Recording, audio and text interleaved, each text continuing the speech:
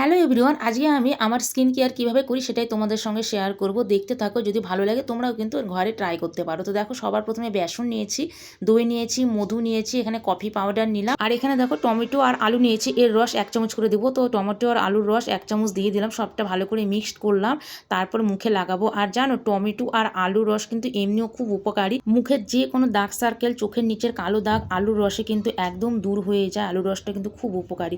তো যাই হোক, সবটা আমি মিক্সড করেছিলাম, সেটা আমি ভালো করে মুখে লাগিয়ে নিচ্ছি। চোখের নিচে টিচে নাকে ভালো করে একদম আমি দেখো লাগিয়ে নিচ্ছি। আর সপ্তাহে একবার কিন্তু তোমরা এরকম ঘরে ফেস প্যাক তৈরি করে মুখে লাগাতে পারো, পার্লারে যাওয়ার কোনো দরকারই নেই।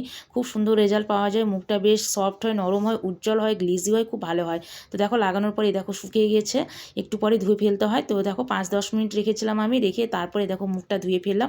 মুখটা না অনেকটা সফট, নরম, গ্লিজি হয়, খুব ভালো হয়। তোমরা ঘরে কিন্তু একবার ট্রাই করতে পারো, যদি ভালো লাগে তাহলে অবশ্যই তোমরাও লাগাতে পারো। তো চলো, আজকের ভিডিওটি এখানে এন্ড করলাম। টাটা, ভাবে সকলে খুব ভালো সুস্থ থেকো।